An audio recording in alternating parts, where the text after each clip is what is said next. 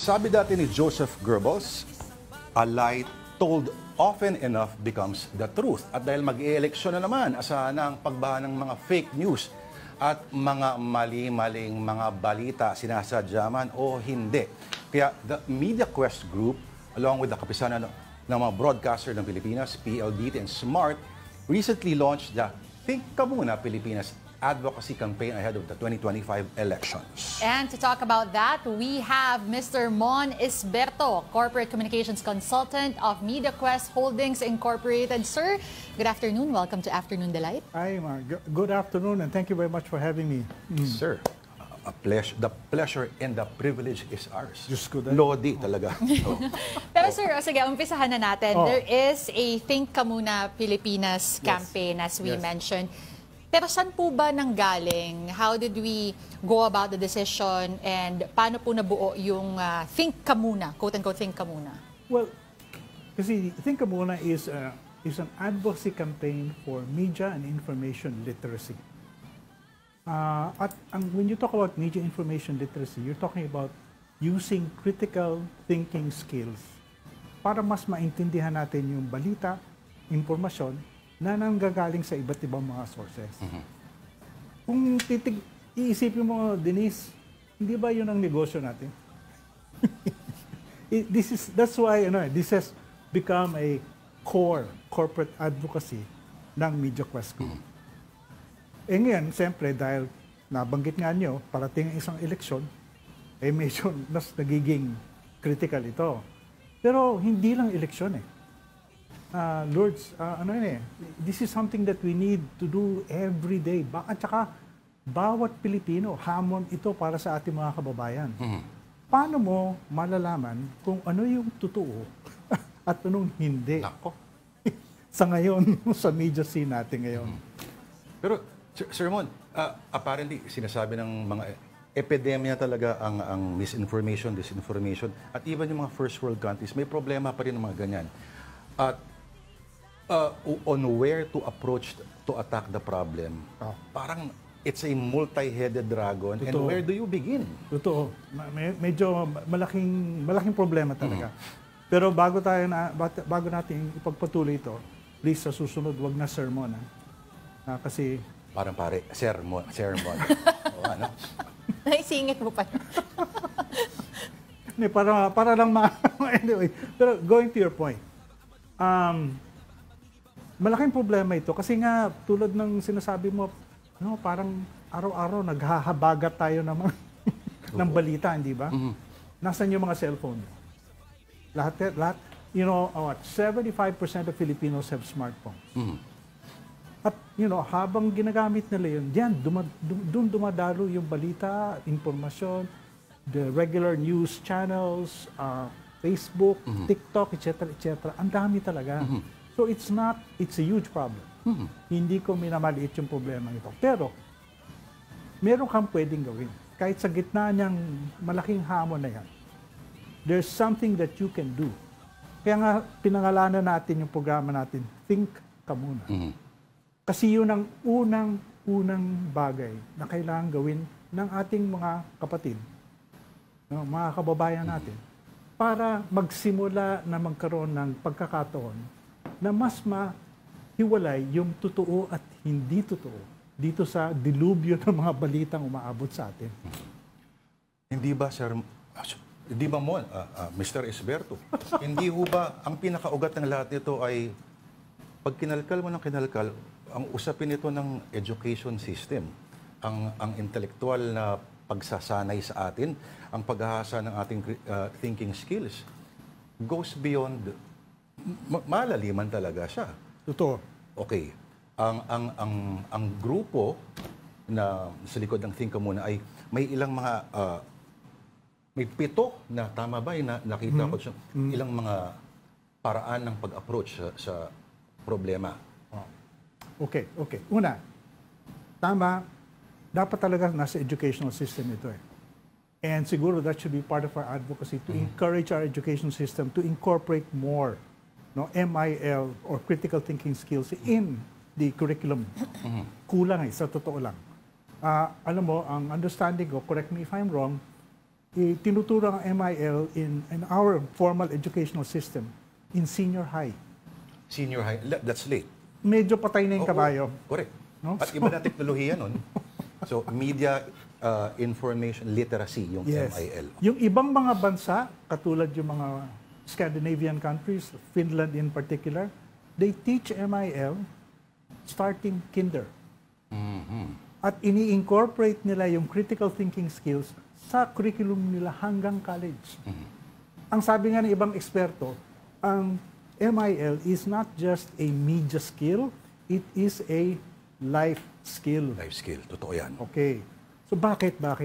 Kasi, kayo, naranasan na niyo siguro ito. No? Nakatanggap ka na ba ng text o ng post, nakita ka ng post sa social media?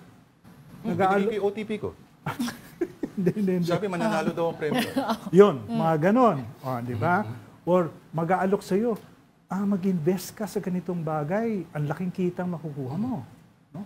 Or, papadalang ka ng isang post na, naku, nakakagalit, nakakainis. Okay?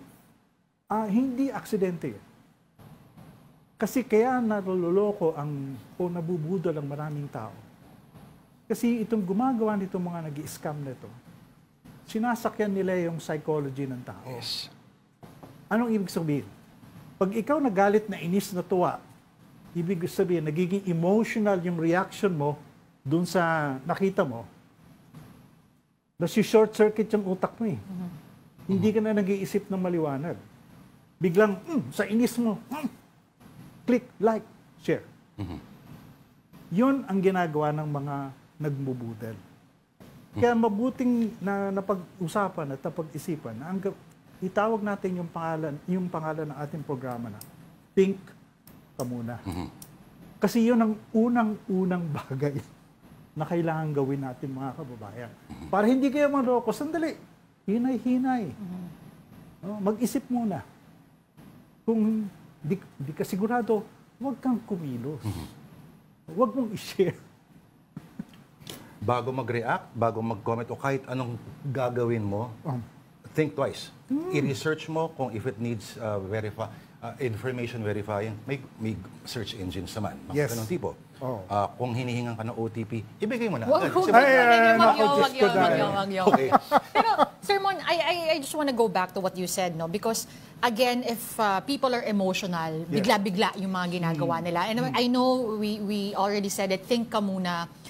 Pero may tendencies nga yung tao to just hit the click button. Yes. Meron bang, what is the study that goes, that could be applied before that? Kasi it's one thing to say na, sige, hihinay-hinay lang ako. Sige, iisipin ko muna. Sige, research muna ako.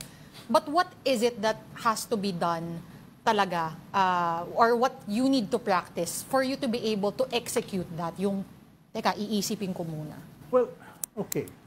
Ito, Denise, it's a question of developing the right habits.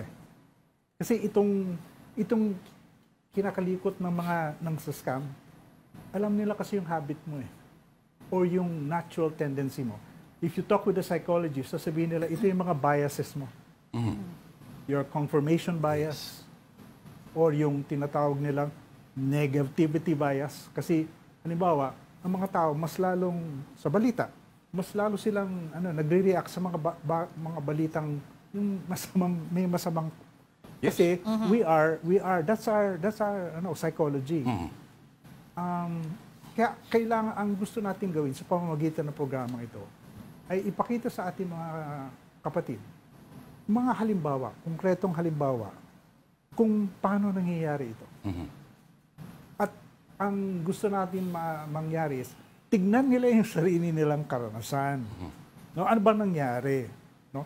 Kasi maghanap ka ng isang pamilya dito sa Pilipinas na walang nakakakilala sa isang taong nabudol. Mahihirapan ka na. So ang importante, paano tayo matututo mula sa karanasan na yan? And that's what we hope we'll be able to do by putting out material, news reports, features, anong tawag nito? Interviews, no? Na magpapakita na, ito yung karanasan ng tao. Itong ginawa niya, itong dapat gawin. Ito yung solusyon. Hindi siya madali. Akong unang aamin sa inyo. It's not going to be easy. Kasi nga, psychology ito eh. Ito yung bias natin eh. Inherent sa ating mga tao. Hindi, alam mo ito gusto ko sanang i-emphasize. Hindi porke nabubudol ka, bobo ka. Minsan nagkakaroon ng ganun reaksyon yung mga tao na, napakatanga mo naman, bakit ka nagpaloko? Hindi, sa totoo lang, yung mga gumagawa nito, ginaganon-ganon ka. Ginagamit yung psychology mo laban sa iyo. Yes. Kaya ikaw, ang gusto natin mangyari, mas maintindihan mo ang sarili mo. Doon ang simula eh. That is the beginning of wisdom. Na mas nakikilala mo yung sarili mo. Ano yung mga dapat mong iwasan? No? Mahirap ako, I will be the first to admit. But that is really the most important step. Kasi kung hindi mo magawa yan, walang katapusan ng problema. Ikaw bilang tech lolo, ang mga bata bilang mga lumalaking digital natives na sila, sinasabi nila, it's the much older generation daw, yung mas may tendency na mag-share ng mga mali-maling balita. Again, emotional kasi. Yes, some studies confirm that, no? Na kasi yung unang-una yung mga mas abante na sa buhay. Yan. Many of them hindi nila kabisado yung digital media. So, dahil hindi nga nila kabisado, mas madali silang nadadala. Okay, that's one. Also, sinasadya silang targetin. Yes. Bakit? Kasi kadalasan yung mga seniors, silang merong kakayahan, meron silang resources, meron silang pera. Kaya yung mga financial scams, madalas silang tinatarget talaga. Pero having said that, tulong-tulong sana ito eh. Halimbawa, yung mga bata, naturuan nila yung kanilang mga seniors. Oo. Kayo kasi, huwag nyo kayong undisplay. Kaya namin mga senior matuto. Makulit yung tatay ko na sabi niya, hindi, sabi na nabasa ko, may kakambal na robot si Obama. Oo. At na-frustrate siya nung walang ebidensya. Sir, alam mo, Sir Sherman, hindi kailangan ng high-tech na mga bagay-bagay. In fact, the greatest virus of all, campaign, alam niyo yung I Love You virus? Yes. Simpleng, fundamental na program lang yon. At tinarget, again, yung sinasabi mo, sir, na emotional, yung kahinaan ng human behavior. Yung tawagin na, I love you. Naku. Tapos saka-attach pangalan ko niya Denista. So ikaw, ikiklik mo talaga siya. Delikado talaga yun. Hindi, seryoso. So yun yung vulnerability na pinapasok nitong mga taong. And yung gumawa na Pinoy pa, did not even expect na magka-crash yung buong stock market ng Europa, ng Inglaterra, etc. So, where to begin? At least may simula po dito sa kampanya natin. Yes. Well, naranasan mo na siguro kung meron nagsabi ng I love you sa'yo, nakukuryente yung puso mo, di ba? Hindi. Ako yung nanalo ka lang 10 million. Ay, parang mas Akin na yung kuryente rin OTP ako mo. doon. Yeah. Well, yun nga. Kasi you love it. Okay. Sir Mon. Mon pala. Saan? May website na ba na maaring puntahan? Halimbawa yung mga nanonood sa atin. At least mga baby steps. Well, we are going to start rolling out our digital property soon. Medyo nag-usap-usap pa internally. Pero gusto lang namin kaya kami we're talking about it now para ma-alerto yung ating mga kababayan, mga kapatid. So that once we launch it, we're going to inform the public, and we'll channel people to those digital channels. Also, ang gagawin natin dito sa Media Quest Group, we will make MIL part of our Menusa news coverage. Yes. Para kung may mga balita na ayon it's within example. Recently there was a proposal to ban smartphones in schools. Bakit ba? Anong masama? Ano masama? Yun, magandang pag-usapan. Yes. Kasi 75% of Filipinos meron na smartphone. We spend 3 to 4 hours every day sa smartphone. Alam mo ang sinasabi ng mga pag-aaral. Maraming mga bata na addict sa smartphone, nagiging isolated and lonely. Alam mo ba, meron ng isang study that shows that Gen Z Filipinos are the second most lonely group in the world. And the most lonely group in Southeast Asia. Malungkot talaga tayo, no? Pero bakit number 1 tayo doon sa isang website na wag din natin Wag mo nang banggitin Sir Juan, yon. this deserves another discussion. Maganda yung nasimulan natin. Kasamaang palad, kulang yung oras Oo natin. nga eh. Di bale, Sir Juan, di bale. you Sige, will sige. be here again. Usap tayo ulit. Yes, Kasi sir. may Basta- pangalawang at pangatlong bahagi pa to.